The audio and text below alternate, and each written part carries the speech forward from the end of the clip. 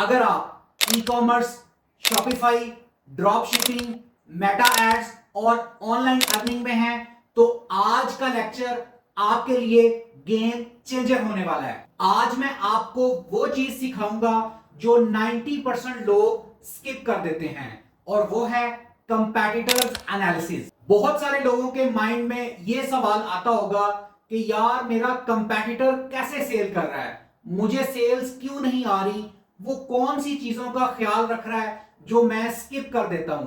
सो आज के लेक्चर में मैं आपको डिटेल से गाइड करूंगा कि आप अपने कंपैटिटर का बेहतरीन एनालिसिस कैसे कर सकते हैं। आज की वीडियो सिर्फ टॉक टॉक नहीं होगी, मैं आपको प्रैक्टिकली शीट दिखा के समझाऊंगा कि कंपैटिटर की बेस्ट सेलिंग प्रोडक्ट को कैसे आइडेंटिफाई कर सकते हैं, उनकी मेटा एड्स लाइब्रेरी से एड्स को कैसे डिकोड किया जा सकता है, और फिर मैं आपको दिखाऊंगा कंपैटिटर स्कोर बोर्ड जहां पर हम जज करेंगे product quality, pricing, brand strength, creatives और रिव्यूज। और एंड तक आपको क्लियर हो जाएगा कि आपको अपनी कौन सी स्ट्रेटजी को इंप्रूव करना है, प्रोडक्ट की क्वालिटी को, प्राइसिंग को, क्रिएटिव को, ब्रांड स्ट्रेंथ को, या आपको सोशल प्रूफ्स ऐड करने हैं। सो दोस्तों, अगर आप चाहते हैं कि आप गैसिंग के काम से निकल आए और स्मार्ट वर्क करें तो आपने इस लेक्चर को कंप्लीट एंड तक देखना है। सो बिना टाइम वेस्ट किए चलिए वीडियो को स्टार्ट करते हैं। ओके, सो कंपैटिटर्स एनालिसिस में सबसे पहले जो चीज देखनी है आपने ये देखना है कि आप जिस कैटेगरी में काम करने जा रहे हैं ऑलरेडी कितने लोग हैं जो उस कैटेगरी में काम करते हैं। ये आपके सामने एक शीट आपको नजर आ रही है, ये शीट का लिंक मैं डिस्क्रिप्शन में प्रोवाइड कर दूंगा। इस शीट से बेसिकली आप कंपैटिटर का एनालिसिस कर सकते हैं। सो सबसे पहले आपने कोशिश करनी है, अगर आप नया बिजनेस स्टार्ट कर रहे हैं तो एटलीस्ट आप 5 अपने कंपैटिटर्स को अपने पास नोट डाउन कर लें, लिख लें, और कंपैटिटर्स की एक्टिविटीज को आपने नोट कैसे करना है ये अभी मैं आपको गाइड करता हूं। फॉर एग्जांपल यहां पे मैंने कोई 3 कंपनीज का नाम लिखा हुआ है जो परफ्यूम कैटेगरी से रेलेवेंट है। तो आपने क्या करना है, सबसे पहले सीरियल नेम, उसके बाद उसका बिजनेस नेम, जिस नेम से वो साइट है वो आपने यहाँ पे बिजनेस नेम लिख लेना है अपने कंपैटिटर का। उसके बाद वो किस नीश में काम कर रहा है आपने वो यहाँ पे मेंशन कर लेनी है। लाइक ये सैंड एंड स्टोरीज है, ये परफ्यूम नीश पे काम कर रहा है तो मैंने परफ्यूम लिख लिया। उसके बाद आगे आपने इसकी वेबसाइट का लिंक लिख देना है, वेबसाइट आपने यहाँ पे मेंशन कर दी। देन नेक्स्ट आपने बेस्ट सेलिंग आइटम लिखनी है कि आपके इस कंपैटिटर की बेस्ट सेलिंग आइटम कौन सी है। अब यहां पे ये सवाल पैदा होता है कि आपको कैसे पता चलेगा कि इस कंपैटिटर की ये वाली प्रोडक्ट इसकी बेस्ट सेलिंग आइटम है। सो यहां पे ये देखें, मैंने आपको नीचे एक लिंक प्रोवाइड किया है। सो आपने क्या करना है, आपने जस्ट उस कंपैटिटर की साइट को ओपन करना है, इस लिंक को आपने कॉपी कर लेना है और कंपैटिटर की साइट आपने ओपन करनी है। लाइक मैं यहां पे कंपैटिटर की साइट ओपन कर रहा हूं। साइट ओपन करने के बाद आपने जैसे sand and stories dot PK है, उसके बाद आपने अपने कीबोर्ड से स्लैश प्रेस करना है और ये वाला जो मैंने आपको यहाँ पे लिंक प्रोवाइड किया है वो यहाँ आपने पेस्ट कर देना है। ये वाला लिंक हम यहाँ से दोबारा कॉपी कर लेते हैं। उसके बाद सेंड एंड स्टोरी पे जाके यहाँ स्लैश और उसके बाद आपने ये पेस्ट करके एंटर कर देना है। जैसे ही आप करेंगे तो इस कंपैटिटर की साइट के ऊपर जो बेस्ट सेलिंग आइटम चल रही है, जो इनकी सबसे ज्यादा सेल हो रही है, वो आपको यहाँ पे नीचे मिल जाएगी। लाइक इनका ये कैच 22 मॉडल है कोई परफ्यूम का, वो इस टाइम में सबसे ज्यादा टॉप ट्रेंडिंग या हॉट प्रोडक्ट है या बेस्ट सेलिंग प्रोडक्ट है। तो आपको ये बेस्ट सेलिंग आइटम मिल गई, आपने यहां पे उसका नाम मेंशन कर दिया। इसी तरह से नेक्स्ट कंपैटिटर का नेम, उसकी नीश, उसकी वेबसाइट, उसकी बेस्ट सेलिंग आइटम कैसे लिखनी है, उसकी वेबसाइट स्लैश और उसके बाद collection slash all question mark sort underscore BY is equal best dash selling, ये आपने आगे लिंक लिख के पेस्ट करना है तो उस कंपैटिटर की बेस्ट सेलिंग आइटम आ जाएगी। देन आपने उसकी मेटा एड लाइब्रेरी का लिंक यहाँ पे पेस्ट कर देना है। फॉर एग्जांपल ये सेंड एंड स्टोरीज है, इसकी ये मेटा एड लाइब्रेरी का लिंक है। सो मैंने यहाँ पे मेटा एड लाइब्रेरी का लिंक यहाँ पे पेस्ट किया। तो ये काफी लॉन्ग में आ रहा है, तो आप इसे शॉर्ट करके इसका लिंक जो है वो एम्बेड कर सकते हैं।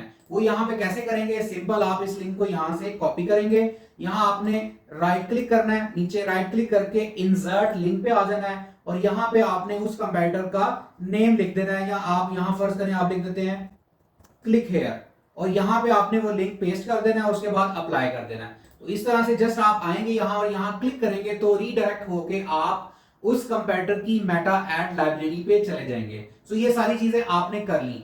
अब मैं आपको गाइड करता हूं कि ये क्यों जरूरी है, और ये बहुत इंपॉर्टेंट पार्ट है जो अब मैं आपको बताने जा रहा हूं। अगर आपने इसको अच्छे तरीके से अंडरस्टैंड कर लिया तो आप बिना किसी इन्वेस्टमेंट के डायरेक्ट उस प्रोडक्ट के ऊपर काम कर सकेंगे जो आपका कंपैरेटर एक अरसे से सेल कर रहा है और उसमें उसको बेनिफिट मिल रहा है। सो आपने बिजनेस नेम लिख लिया, नीश, वेबसाइट, बेस्ट सेलिंग आइटम्स और उसकी मेटा एड लाइब्रेरी का लिंक आपने पेस्ट कर दिया।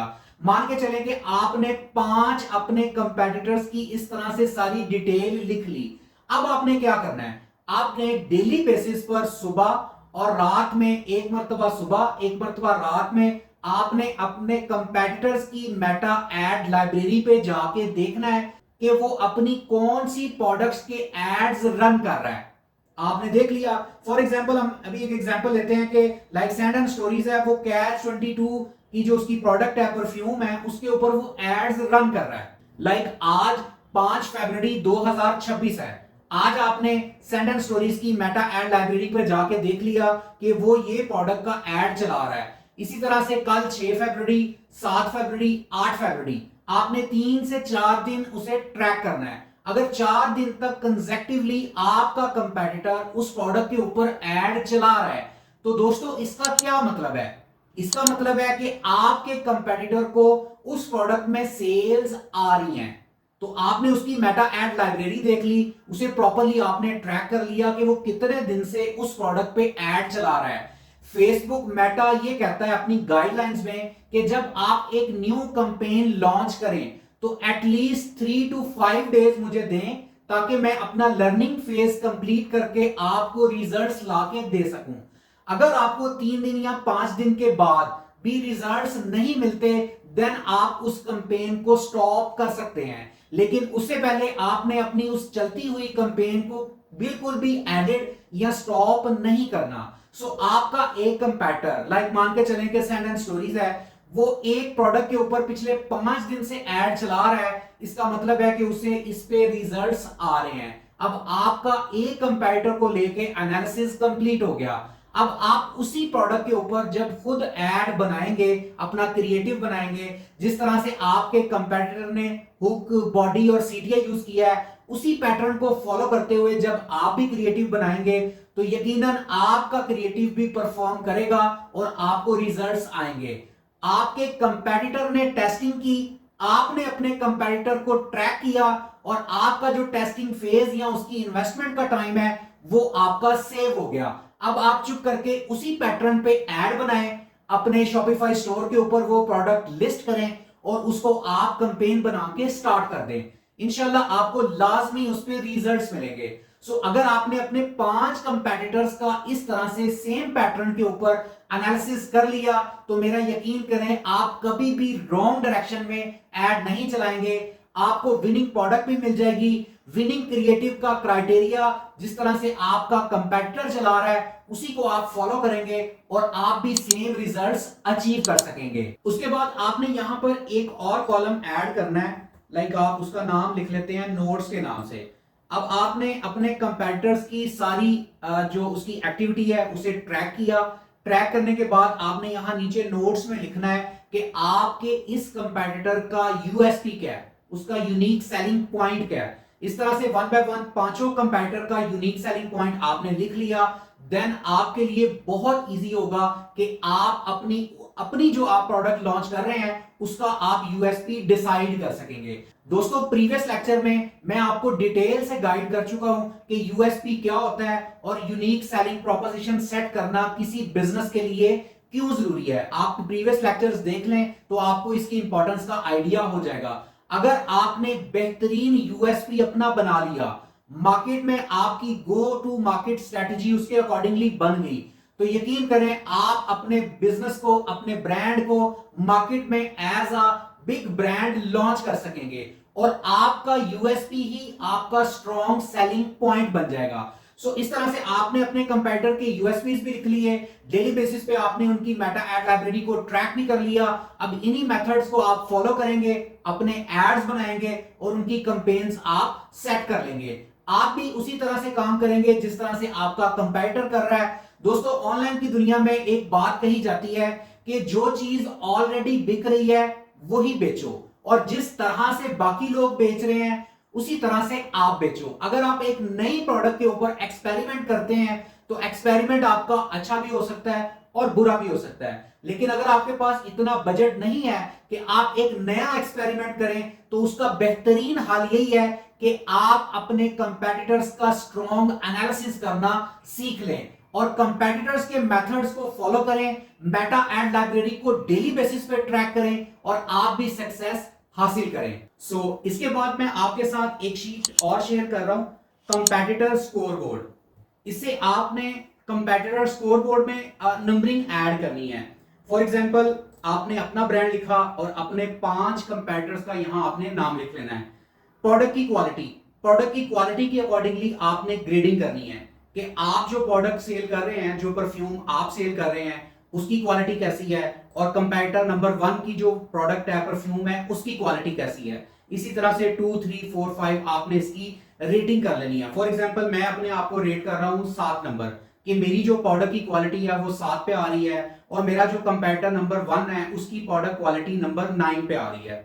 उसके बाद बात करें प्राइसिंग की, तो प्राइसिंग जिसकी सबसे ज्यादा होगी उसकी जो ग्रेडिंग होगी या रेटिंग होगी वो उतनी कम होगी, जिसकी प्राइस जितनी कम है उसकी रेटिंग उतनी ज्यादा है। तो आपका जो कंपेटिटर नंबर 1 है उसकी मिसाल के तौर पे उसकी जो ग्रेडिंग है, रेटिंग है, वो आपने 6 रखी है और इस टाइम पे आपकी जो है वो नंबर 8 पे है, तो आपने ये सेट कर लेनी है। उसके बाद ब्रांड स्ट्रेंथ, आपकी जो सोशल मीडिया के ऊपर प्रेजेंस है वो कितनी है और आपके जो कंपेटिटर्स हैं उनकी सोशल मीडिया के ऊपर प्रेजेंस कितनी है, उसके अकॉर्डिंगली आपने इसकी रेटिंग कर लेनी है। उसके बाद क्रिएटिव्स की क्वालिटी, जिस तरह से अभी मैंने आपको बताया कि आपने उसकी मेटा एड लाइब्रेरी पे जाके ट्रैक करना है, इसी तरह से आपने अपने जब एड्स लॉन्च करने हैं तो आपने उसकी रेटिंग करनी है कि आपके क्रिएटिव्स बेहतर हैं या आपका जो कंपेटिटर काम कर रहा है उसके जो क्रिएटिव्स हैं वो बेहतर है। उसके बाद रिव्यूज चेक करने का भी तरीका है कि आप अपने कंपेटिटर की साइट पे जाएं, वहां कस्टमर्स के रिव्यूज आ रहे हैं वो आप देख सकते हैं,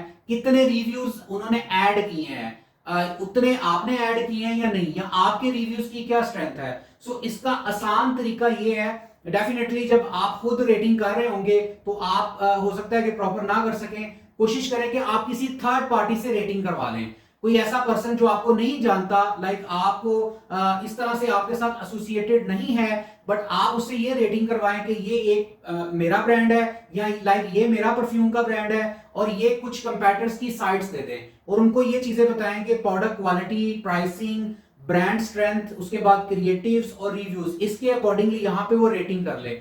ये स्कोरबोर्ड अपडेट करने का फायदा क्या होगा, इससे आपको आइडिया मिल जाएगा कि मार्केट में आपकी इस वक्त पोजीशन क्या है और आपके कंपेटिटर की पोजीशन क्या है। जिस चीज में आप वीक हैं देन आप उसके ऊपर फोकस करेंगे और अपना वो एरिया भी इंप्रूव कर लेंगे। इस तरह से आप भी उसी तरीके से उसी पैटर्न पे कंपेटिटर का स्ट्रॉन्ग एनालिसिस करने के बाद काम कर सकेंगे और अपने बिजनेस को ग्रो कर सकेंगे। दोस्तों, अब आप यकीनन डिटेल से अंडरस्टैंड कर गए होंगे कि कंपेटिटर्स एनालिसिस का मतलब सिर्फ कंपेटिटर्स को देखना नहीं होता। कंपेटिटर एनालिसिस का मतलब होता है डेटा को एनालाइज करना और उसके अकॉर्डिंगली डिसीजन लेना। आज की इस शीट में हमने क्लैरिटी निकाली कि कौन सा कंपेटिटर प्रोडक्ट की क्वालिटी में स्ट्रांग है, प्राइसिंग में बेहतर है, कौन क्रिएटिव्स में आग लगा रहा है और कौन रिव्यूज की बिना पर ज्यादा बिजनेस ग्रैब कर रहा है। दोस्तों, अब यहां से असल गेम स्टार्ट होता है। आपने कंपेटिटर्स का कंप्लीट एनालिसिस कर लिया, उनकी मेटा एड लाइब्रेरी देख ली, कंपेटिटर की बेस्ट सेलिंग प्रोडक्ट को आपने एनालाइज कर लिया, वो अपने एड में क्या हुक क्रिएट कर रहे हैं, किस तरह से अपने एड्स लोगों को दिखा रहे हैं, ये सब का आपने एनालिसिस कर लिया। फिर भी आप लूज कर सकते हैं क्योंकि जो असल चीज कस्टमर को बाय करने पर मजबूर करती है वो होती है story telling. So next lecture में मैं आपको डिटेल से गाइड करने वाला हूं कि स्टोरी टेलिंग क्या होती है और ये हर बिजनेस की सक्सेस में क्यों इंपॉर्टेंट रोल अदा करती है। सो अब मुझे कमेंट करके बताएं कि आपको स्टोरी टेलिंग का प्रैक्टिकल लेक्चर चाहिए। अगर कमेंट्स ज्यादा आएंगे तो नेक्स्ट लेक्चर में मैं बिल्कुल प्रैक्टिकल वे से मजीद डिटेल के साथ स्टोरी टेलिंग को एक्सप्लोर करूंगा और वो आपको ट्रिक्स बताऊंगा जो प्रो मार्केटर्स और एक्सपर्ट्स यूज करते हैं अपने ब्रांड की ग्रोथ के लिए। सो अगर आपको ये वीडियो पसंद आई है तो अभी चैनल को सब्सक्राइब कर लें और अगर आप चाहते हैं कि नेक्स्ट कमिंग लेक्चर आप स्किप ना करें तो बेल नोटिफिकेशन को प्रेस कर लें ताकि लेटेस्ट इंफॉर्मेशन सबसे पहले आपको मिल सके। सो मिलते हैं अगले लेक्चर में मोर ऑथेंटिक इंफॉर्मेशन के साथ। अपना बहुत सारा ख्याल रखें, दुआओं में याद रखें। अल्लाह हाफिज।